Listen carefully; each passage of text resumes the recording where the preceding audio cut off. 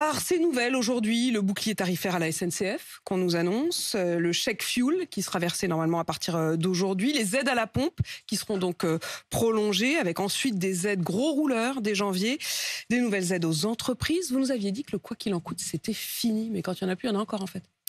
Non, je vous le confirme, le quoi qu'il en coûte est fini et nous allons vers des aides qui seront plus ciblées, c'est-à-dire qui toucheront les personnes qui en ont le plus besoin, les ménages qui sont le plus touchés par l'inflation, les prix alimentaires, les prix de l'énergie, les prix des carburants, et les entreprises qui sont réellement le plus touchées par l'augmentation du prix des matières premières. Les aides aux entreprises, elles sont ciblées.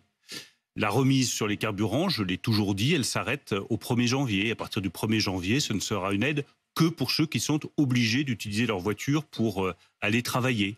Il y aura une augmentation le 1er janvier de 15% du prix de l'électricité et du prix du gaz. Nous l'avons annoncé, le président de la République et la Première ministre l'ont confirmé. C'est une sorte de et en même temps là-dessus. Non, c'est une évolution du dispositif de protection. Nous avons soutenu massivement les ménages et les entreprises depuis près de 2 ans.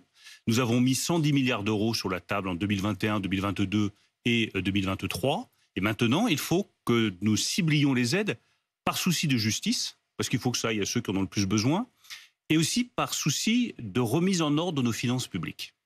Alors pardon, mais quand vous dites que vous allez cibler, il y a certains moments où on se dit que c'est paradoxal. C'est-à-dire que vous poursuivez les aides, mais vous les rendez quasiment impossibles à toucher. Je voudrais quand même prendre l'exemple de ce qui se passe aujourd'hui. Pour pouvoir toucher le chèque fuel, il faut s'inscrire sur le site chèqueenergie.fr. Est-ce que vous pensez vraiment que c'est commode?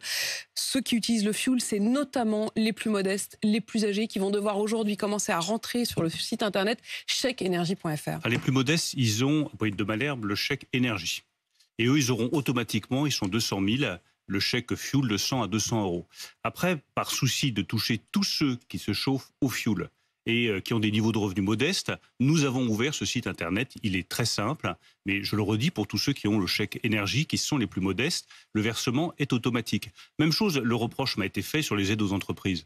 Moi, quand on me fait des reproches ou des critiques, je les écoute et je corrige. Je me souviens particulièrement que vous étiez venu annoncer ici, oui, bien sûr, un système dont on sentait que vous-même, vous saviez que c'était quand même compliqué. C'est pas facile, après, vous savez, ça n'est jamais facile quand on a un phénomène nouveau qu'est l'inflation, des aides à apporter qui doivent aller à ceux qui en ont réellement besoin, de trouver les meilleurs dispositifs. Vous aurez, à partir de la mi-novembre, une possibilité de guichet pour les entreprises qui en ont besoin, qui sera extrêmement simple et qui a été construit avec les PME, avec les très petites entreprises, avec les acteurs de terrain, pour être sûr que ce soit pas trop compliqué à remplir et que toutes les entreprises qui ont besoin d'une aide pour payer leur facture d'électricité ou leur facture de gaz pourront réellement et rapidement les toucher. On va y revenir.